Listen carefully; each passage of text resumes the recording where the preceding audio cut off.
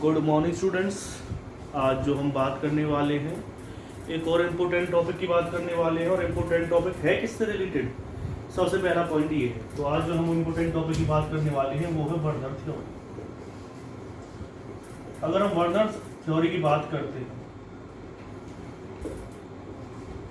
ये थ्योरी जो रिलेटेड है वो कोऑर्डिनेशन कंपाउंड से रिलेटेड है।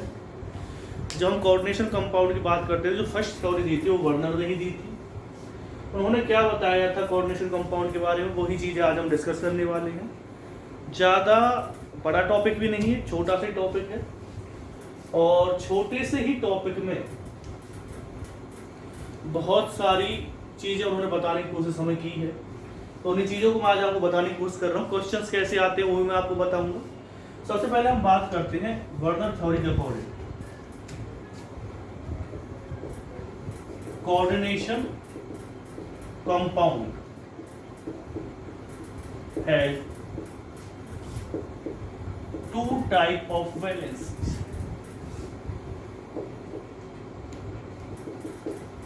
जो कोऑर्डिनेशन कंपाउंड है उनके पास 2 टाइप की वैलेंसीज होती है। पहली होती है प्राइमरी वैलेंसी और दूसरी होती है सेकेंडरी वैलेंसी। इस चीज को नोट डाउन करना है। कोऑर्डिनेशन कंपाउंड के पास 2 तरह की वैलेंसी होती है, प्राइमरी वैलेंसी और एक कौन सी होती है? Secondary valency. जो प्राइमरी वैलेंसी है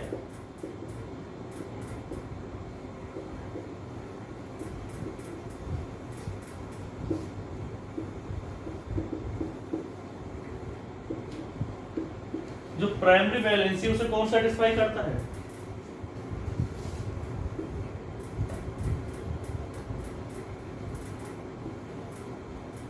चार्ज स्पीसीज।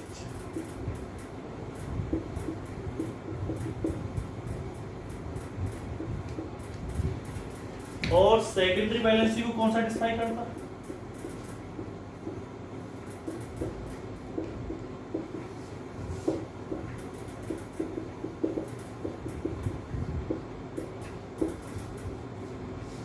चार्ज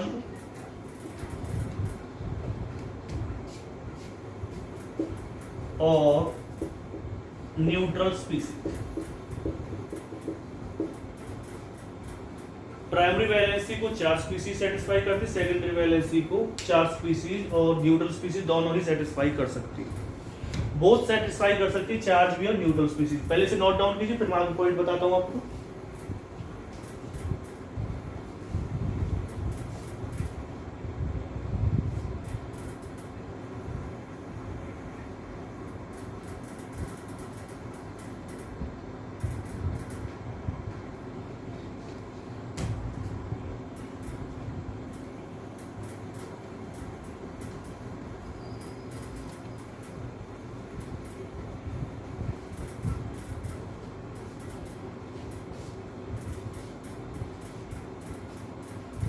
देखिए यहाँ पे कुछ पॉइंट्स मैं आपको बताने की कोशिश करूंगा। एक्चुअल में प्राइमरी वैलेंसी है क्या, सेकेंडरी वैलेंसी क्या है, जब मैं आपको नेक्स्ट पॉइंट बताऊंगा तो आपकी चीजें कुछ कुछ समझ में आने लगेंगी। जो प्राइमरी वैलेंसी है जिसकी हम बात कर रहे थे, प्राइमरी वैलेंसी की, एक्चुअल में ये और कुछ नहीं, जो हम आज के टाइम में ऑक्सीडेशन नंबर पढ़ते हैं वो ही है। और अगर मैं बात करता हूँ सेकेंडरी वैलेंसी, तो सेकेंडरी वैलेंसी और कुछ नहीं, ये वही कोऑर्डिनेशन नंबर है जिसे हम आज के टाइम में पढ़ते हैं। तो एक चीज आपको पता चल गई कि जो प्राइमरी वैलेंसी है वो क्या होती है?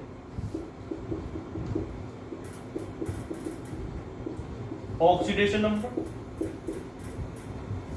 और जो सेकेंडरी वैलेंसी है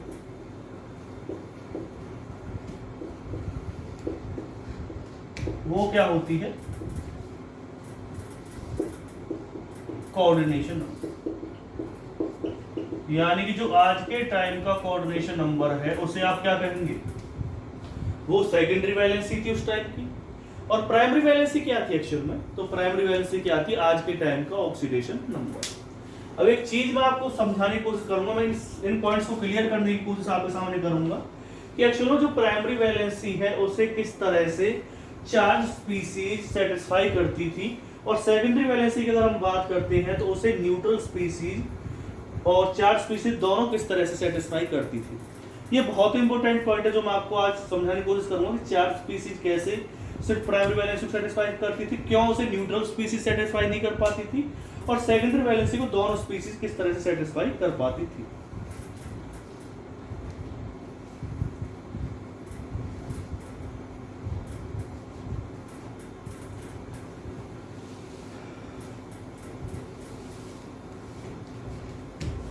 देखिए मैं एक एग्जांपल आपके सामने लेता हूं।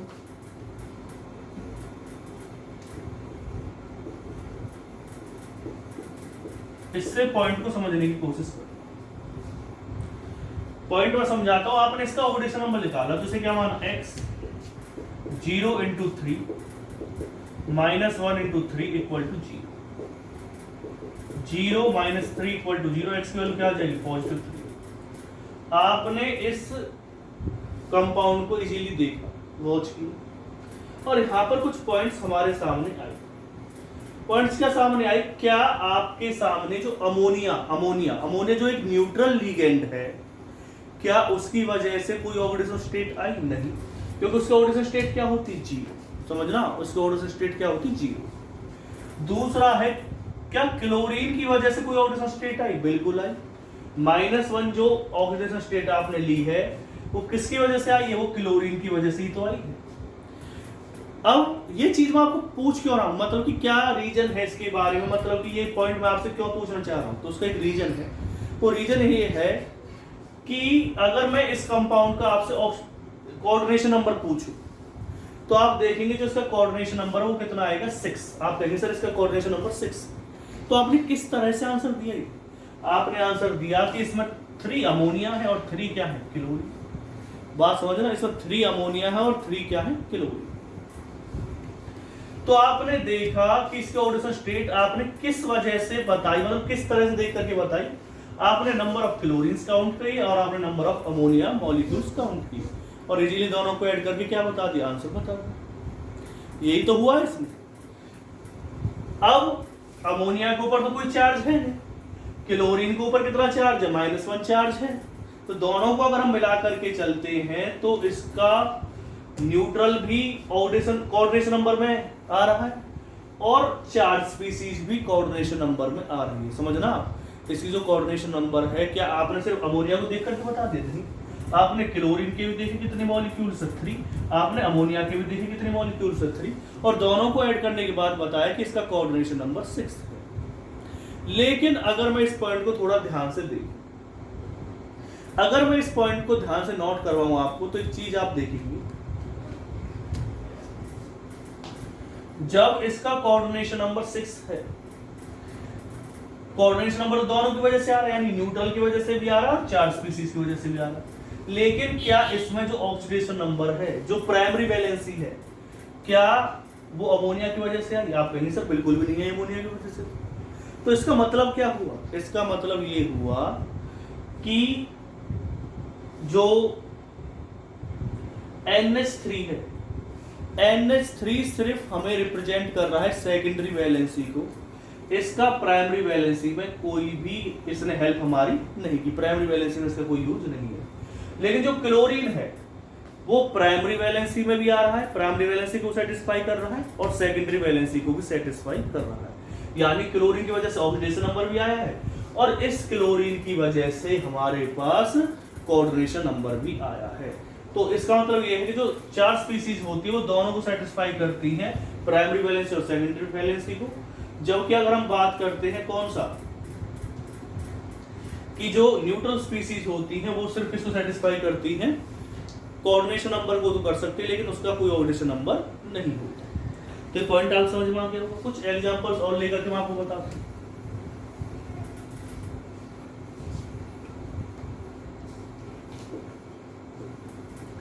जैसे आपने एग्जांपल लिया CONH3 Cl3। अब ये हर बार जरूरी नहीं है कि जो 4 स्पीसीज हो वो सेकेंडरी वैलेंसी को सेटिस्फाई करे। अब बात करेंगे सर कब ऐसा हो सकता है, तो मैं वो बता देता हूं। जैसे एक कंपाउंड आपको दे रखा है इसका कोऑर्डिनेशन नंबर कितना आएगा 6, यानी कि इसकी जो सेकेंडरी वैलेंसी है वो कितनी है 6 है। और इसकी प्राइमरी वैलेंसी कितनी है, प्राइमरी जो वैलेंसी है इसकी वो कितनी आएगी 3। करके देख लेना, आगे बात समझ लो। अब एक चीज आप देखो, जो क्लोरीन है, क्या क्लोरीन, पहले तो आपसे पूछा जाएगा इसका कोऑर्डिनेट नंबर 6 कैसे आया, तो हमने नंबर ऑफ अमोनिया काउंट कर लिया उससे। क्लोरीन को हम काउंट नहीं करेंगे। आप सर क्लोरीन को हम नहीं काउंट करेंगे, तो मैंने आपको बताया था हम हमेशा कोऑर्डिनेशन नंबर में लिगेंड काउंट करते हैं, ना कि काउंटर आयन। तो इसका जो कोऑर्डिनेशन नंबर वो कितना है 6 है। और अगर हम क्लोरीन और ऐड कर लेते तो क्लोरीन तो हम ऐड कर नहीं सकते क्योंकि वो क्या है काउंटर आयन है। तो आप जानते हैं अमोनिया की जो ऑक्सीडेशन स्टेट है वो कितनी होती है 0 होती है। इसका मतलब क्या हुआ, इसका मतलब ये हुआ कि अमोनिया जो है वो प्राइमरी वैलेंसी को सेटिस्फाई नहीं कर सकती क्योंकि उसका ऑक्सीडेशन स्टेट कितनी है 0 है। जबकि जो प्राइमरी वैलेंसी वो होती क्या है एक्चुअल में, वो होती है ऑक्सीडेशन स्टेट कह लो, या आप उसे क्या कह सकते हैं ऑक्सीडेशन नंबर कह सकते हैं, ठीक है, प्राइमरी वैलेंसी कह सकते हैं।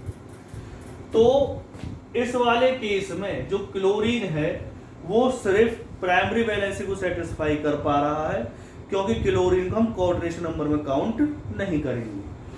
और अमोनिया सिर्फ इसको सेटिस्फाई कर पा रहा है, सेकेंडरी वैलेंसी को सेटिस्फाई कर पा रहा है, प्राइमरी वैलेंसी को सेटिस्फाई नहीं कर पा रहा क्योंकि अमोनिया के ऊपर कोई चार्ज नहीं होता।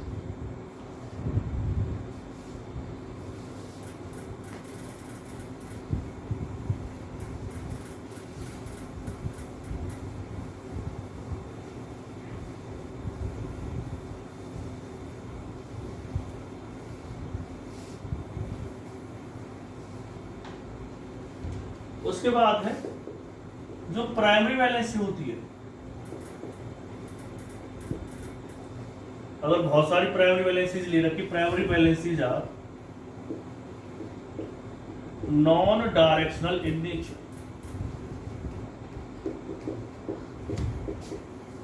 कैसे नेचर की होती है, नॉन डायरेक्शनल इन नेचर। दूसरा क्या है, secondary valencies are directional in nature। Primary valency non directional nature की होती है, सेकेंडरी वैलेंसी कैसी होती है डायरेक्शनल नेचर की होती है। अब ये पॉइंट क्या बता रहा है, ये पॉइंट भी हमें एक इम्पोर्टेंट चीज बताने वाला है एक्चुअल में। वो इम्पोर्टेंट चीज क्या है, जैसे कि आपने एग्जांपल लिया CONS3 यही जो मैंने अभी थोड़ी देर पहले लिया था CH3, ठीक है। तो ये कहता है कि जो इसकी ज्योमेट्री आएगी एक्चुअल में वो होती है ऑक्टाहेड्रल। अगर आपको ज्यादा याद नहीं आ रहा है तो मैं एक चीज आपको बता देता हूं कि आपने कभी कुछ कंपाउंड्स पढ़े थे, जब हम केमिकल बॉन्डिंग चैप्टर पढ़ रहे थे तो वहाँ 3 तरह के कंपाउंड्स हम जनरली पढ़ते थे। बहुत सारे कंपाउंड्स का नेचर हमने पढ़ा था, तो हमने ऑक्टाहेड्रल के बारे में पढ़ा था, स्क्वायर प्लेनर के बारे में पढ़ा था, लीनियर के बारे में पढ़ा था। तो वही स्ट्रक्चर एक्चुअल ज्योमेट्री के बारे में आपको बताने वाला हूँ। तो इसकी ज्योमेट्री जो होगी वो कैसे होगी, ऑक्टाहेड्रल होगी। वो आई किस वजह से, वो इस वजह से आई कि जो अमोनिया के लिगेंड्स हैं कोबाल्ट की सराउंडेड में इस तरह से अरेंज हुए हैं कि उन्होंने ऑक्टाहेड्रल स्ट्रक्चर बना ली है। ऑक्टाहेड्रल स्ट्रक्चर किस तरह से बनाई हो सब, जैसे उन्होंने दे रखा है CO, एक NH3 कहाँ आ जाएगा, इस तरह से यहाँ लिख दिया उन्होंने। एक NH3 कहाँ आ जाएगा, यहाँ पे आ जाएगा। एक NH3 यहाँ पे आ जाएगा, एक NH3 कहाँ आ जाएगा, यहाँ पे आ जाएगा, और एक NH3 यहाँ आएगा, और एक NH3। तो इन ये इसे डायरेक्शन मतलब कि इनकी जो CO के सराउंडिंग में जो सेकेंडरी वैलेंसी है, यानी कि जो लिगेंड है, जो अंदर लिगेंड है, ये इसे डायरेक्शन दे रहे हैं। डायरेक्शन की वजह से क्या हुआ, इसकी डेफिनेट ज्योमेट्री बन गई है ऑक्टाहेड्रल।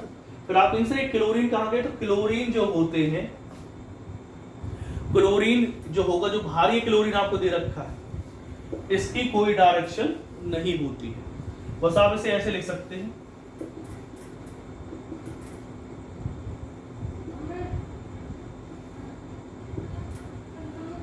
तो जो प्राइमरी वैलेंसी होती है, कोई भी ऐसा आयन या स्पीसीज जो सिर्फ प्राइमरी वैलेंसी को सेटिस्फाई कर रहा हो, उसे हम रिप्रेजेंट करते हैं डॉटेड लाइन से। इससे रिप्रेजेंट, ध्यान समझना जो मैं कह रहा हूं आपसे। मैं ये कह रहा हूं कि अगर कोई भी एटम, आयन और मॉलिक्यूल सिर्फ और सिर्फ प्राइमरी वैलेंसी को सेटिस्फाई कर रहा है, वो सेकेंडरी को नहीं कर रहा, सिर्फ किसको कर रहा है, प्राइमरी को, तो हम उसे डॉटेड लाइन से रिप्रेजेंट करेंगे।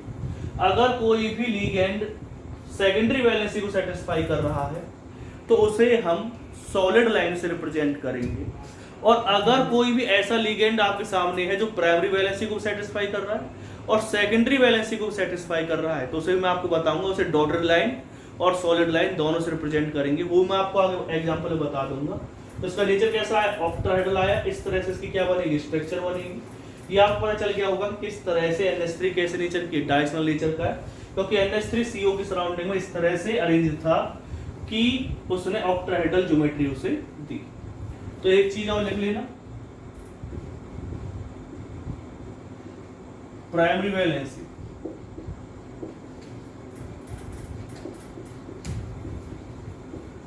represented by dotted line,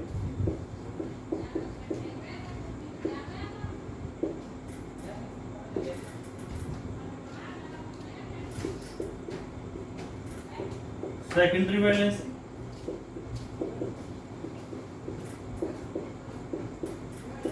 represented by solid line।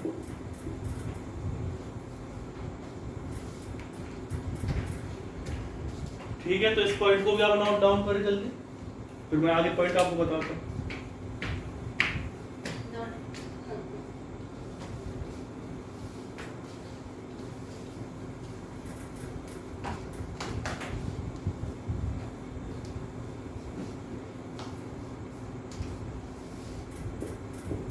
If a species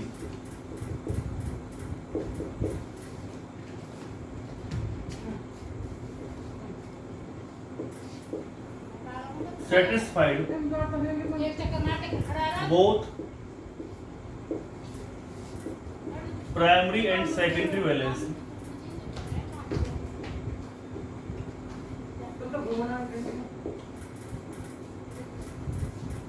if a species satisfy both primary and secondary valency, it is represented by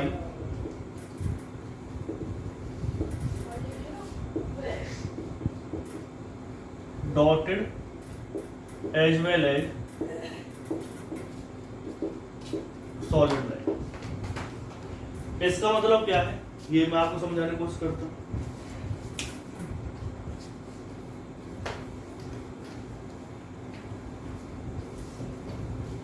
जैसे कि कंपाउंड आपको दे रखा है,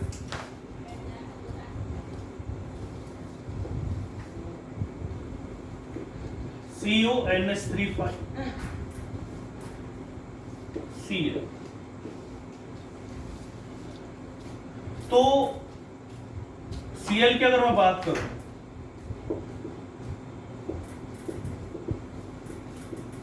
ये प्राइमरी वैलेंसी और सेकेंडरी वैलेंसी दोनों को सेटिस्फाई कर रहा है। ये सिर्फ इसको सेटिस्फाई कर रहा है, सेकेंडरी वैलेंसी।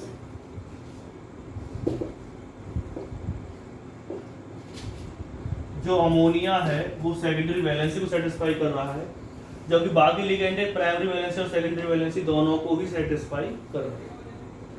ये सेकेंडरी वैलेंसी और प्राइमरी वैलेंसी दोनों को सेटिस्फाई कर रहा है, ये वाला क्लोरीन, और ये सिर्फ सेकेंडरी वैलेंसी को सेटिस्फाई कर रहा है।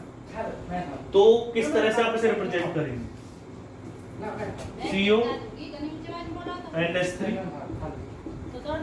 NH3 Cl Cl Cl Cl।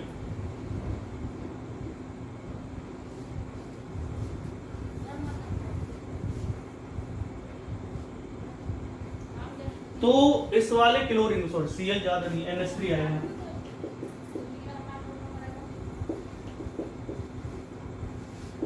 जो Cl था वो प्राइमरी और सेकेंडरी वैलेंसी दोनों को सेटिस्फाई कर रहा था, इसलिए मैंने उसे डॉटेड लाइन और सॉलिड लाइन दोनों से ही रिप्रेजेंट किया।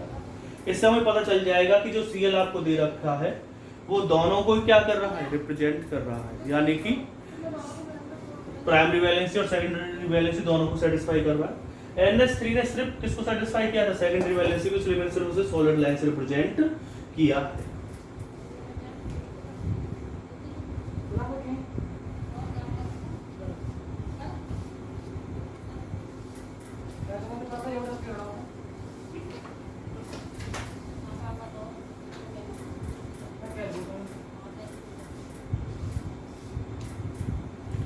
तो उन्होंने कुछ मॉलिक्यूल्स पे क्या किया था, रिसर्च किया था।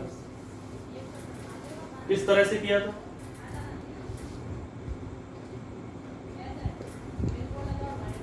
ओल्ड कॉम्प्लेक्स, न्यू कॉम्प्लेक्स, मैं वो टेबल बना रहा हूं। कलर,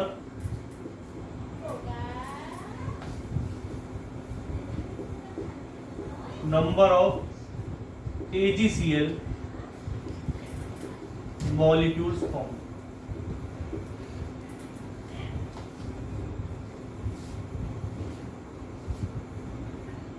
जैसे आपको दे रखा है, लिखो इसे जल्दी से।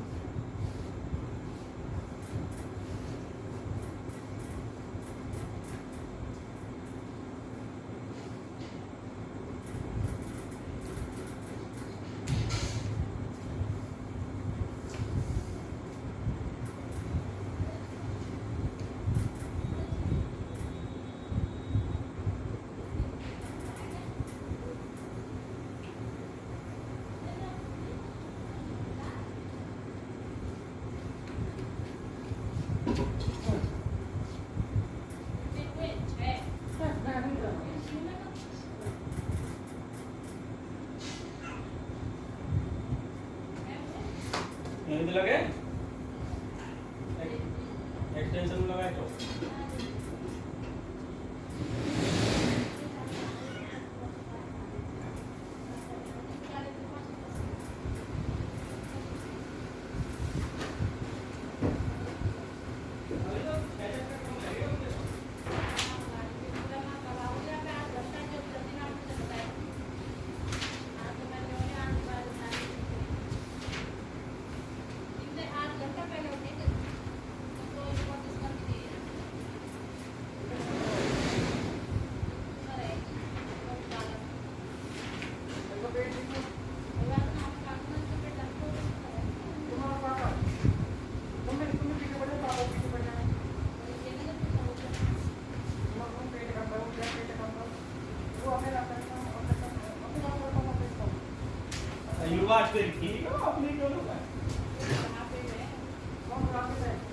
जैसे कि आपको एक कंपाउंड दे रखा है CO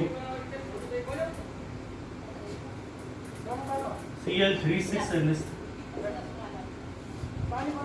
उन्होंने पता चला कि जो नया कॉम्प्लेक्स हो उस तरह से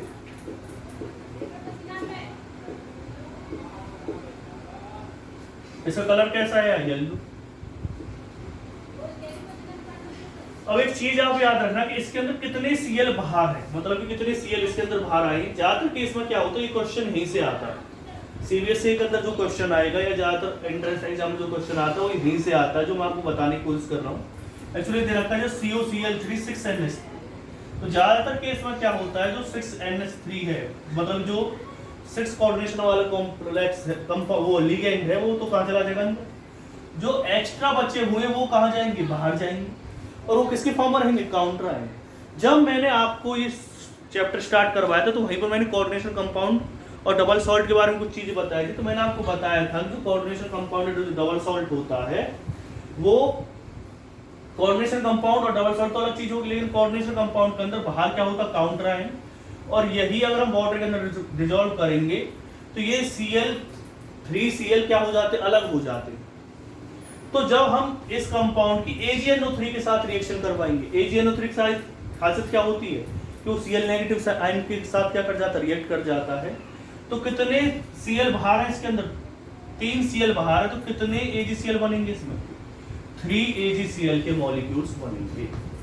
इसके अंदर कितने AgCl के मॉलिक्यूल्स बनेंगे, 3 AgCl के मॉलिक्यूल्स बनेंगे। क्यों बनेंगे, फिर मैं बता देता हूँ। इसमें जितने काउंटर आयन बाहर रहेंगे आपको इस तरह का कॉम्प्लेक्स मिलेगा, ना कि इस तरह का। इससे तो आप पता लगा लेंगे इस तरह के कॉम्प्लेक्स में, जैसे कि आपको एक और एग्जांपल बताता हूँ, COCl3 5NH3। तो इसका मतलब क्या, कितने NH3 अंदर आएंगे इसमें, 5 NH3 अंदर आ जाएंगे और एक Cl और चला जाएगा अंदर, क्या कितने Cl2 बाहर रह जाएंगे, 2। इसका कलर कैसा होता है, पर्पल। फिर उसके बाद क्या आएगा, कितने मॉलिक्यूल्स बनेंगे इसमें AgCl के, 2।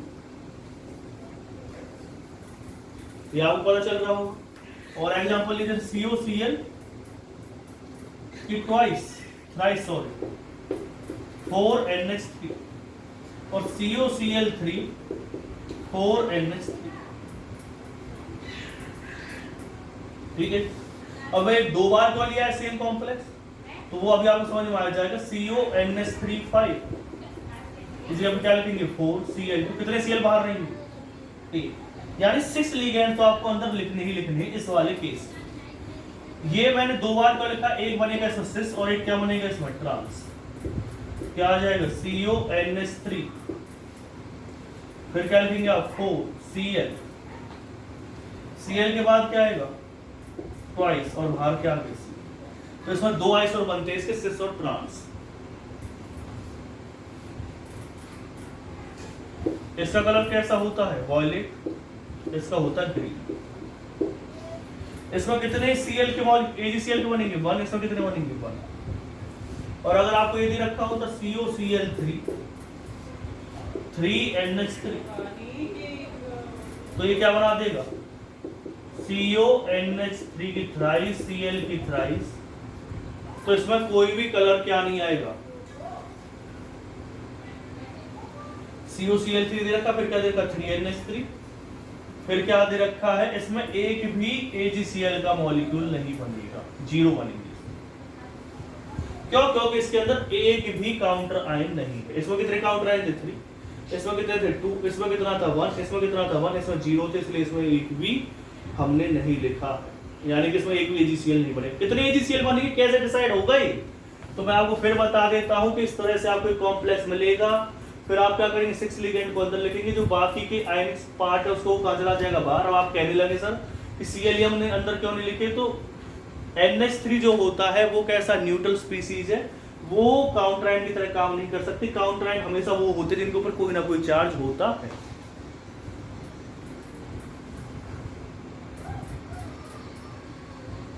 ठीक है, तो ये पॉइंट अब आपके सामने क्लियर हो गया होगा। तो क्या होगा कि 6NH3 दे रखे, ये अंदर रह जाएंगे, Cl3 कहाँ चले जाएंगे, बाहर चले जाएगा। इस वाले केस की अगर मैं बात करता हूँ तो इसमें 2 Cl बाहर जाएंगे, क्योंकि हमें तो 6 तो अंदर ही लिखने हैं, तो 5NH3 और क्या लेना पड़ेगा Cl, तो Cl2 बाहर चला गया। तो इस वाले केस में ये AgCl वाला जो पार्ट है वो हमारे लिए क्या है, बहुत ही इंपॉर्टेंट है, जो मैंने आपको बताने की कोशिश की। तो मैंने आपको बताया कि प्राइमरी वैलेंसी को किस तरह सेटिस्फाई करता है, सेकेंडरी वैलेंसी को किस तरह सेटिस्फाई किया जाता है, कैसे इनका नेचर डायरेक्शनल होता है, कैसे इनका नेचर कैसा होता है, नॉन डायरेक्शनल होता है।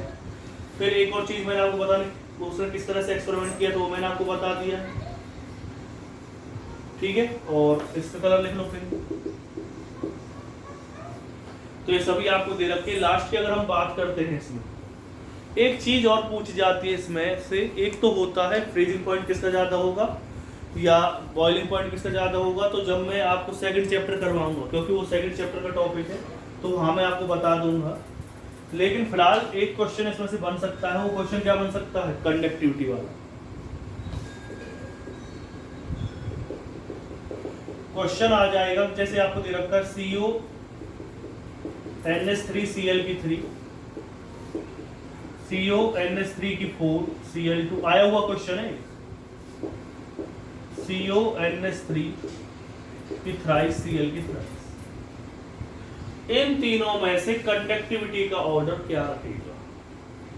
ये तीन आपको दे रखे हैं, तीनों को देखेंगे तो क्या देखेंगे कि भाई इन सभी में से कंडक्टिविटी का ऑर्डर क्या रहेगा। तो एक चीज मैं आपको बता देता हूं, जो कंडक्टिविटी होती है वो या तो डिपेंड करती है इलेक्ट्रॉन्स के ऊपर। ज्यादातर आपने देखा होगा कि जो मेटल्स होते हैं गुड कंडक्टर्स होते हैं इलेक्ट्रिसिटी के, due to the presence of free electrons. लेकिन अगर कोई जरूरी नहीं है कि मेटल हो, मेटल की जगह पर अगर आपको कोई आयनिक सॉलिड दे रखा है जैसे कि नमक NaCl, आप देखेंगे उसे पानी के अंदर अगर आप डालेंगे तो क्या होगा, उसके अंदर से करंट फ्लो होने लगता है। लेकिन हुआ क्यों, वहां पर आप कहेंगे सर मेटल है सोडियम, लेकिन सोडियम तो Na पॉजिटिव के फॉर्म में रहता है वहां पर, यानी उसकी वैलेंस शेल में कोई इलेक्ट्रॉन नहीं होते, फिर वो क्यों है गुड कंडक्टर? तो NaCl Na पॉजिटिव और Cl नेगेटिव में ब्रेक डाउन हो जाता है।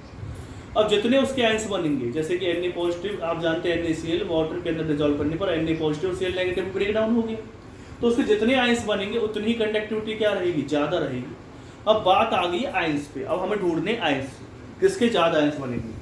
तो अभी मैं जब बर्नर थ्योरी आपको समझा रहा था तो मैंने आपको बताया था कि जो बाहर वाला पार्ट होता है वो अलग हो जाता है किससे, काउंटर आयन, वो मतलब कि ये जो काउंटर आयन इससे क्या हो जाता, अलग हो जाता है। तो इसके कितने आयंस बन सकते हैं? अब बहुत से आंसर दे देंगे 3 आयंस बनेंगे इसके, क्योंकि 3 Cl अलग हो रही है, लेकिन नहीं, इसके आयंस बनेंगे 4। क्यों बनेंगे इसके 4 आयंस? 3 तो Cl चलेगा और ये भी तो आयनिक फॉर्म में बाहर निकलेगा, ये वाला पार्ट भी, मतलब CONH3 की 6, इसके ऊपर भी तो कोई चार्ज आएगा 3 पॉजिटिव वगैरह, तो इसके 4 आयंस बनेंगे। इसके आयंस कितने बनेंगे? 2 आयंस बनेंगे, एक Cl वाला और इसके ऊपर कुछ ना कुछ चार्ज आएगा, वो भी तो है।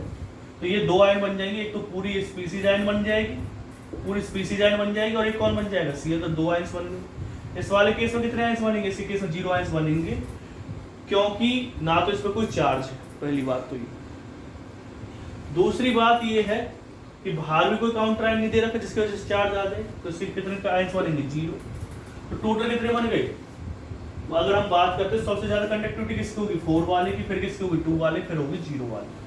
तो जितने ज्यादा नंबर ऑफ आयंस बनते हैं किसी भी कोऑर्डिनेशन कंपाउंड के अंदर वाटर में डिसॉल्व करने के बाद, उसकी कंडक्टिविटी उतनी ही ज्यादा रहेगी। ठीक है, आप इस वाले को बॉइलिंग पॉइंट पे भी अप्लाई कर सकते हैं। इसका बॉइलिंग पॉइंट सबसे ज्यादा रहेगा, फिर इसका रहेगा, फिर इसका रहेगा। इसका बॉइलिंग पॉइंट सबसे ज्यादा क्यों रहेगा वो आपके समझ में आ गया होगा, क्योंकि इसमें नंबर ऑफ आयंस क्या है, ज्यादा है। वो अभी आपको और भी बता दूंगा आगे, जो सॉल्यूशन चैप्टर उसमें मैं डिटेल में बताऊंगा आपको। तो ये एक्चुअल वर्नर थ्योरी थी जो मैं आपको समझाने की कोशिश कर रहा हूँ। मैंने सारे पॉइंट्स आपके सामने डिटेल में रख दिए वर्नर थ्योरी के, और जहाँ तक मुझे लगता है आपको समझ में भी आ जाएगी अगर आप इस वीडियो को अच्छी तरह से वॉच करेंगे। नोट्स जरूर बनाते रहें। तो थैंक यू स्टूडेंट वॉच करने के लिए वीडियो।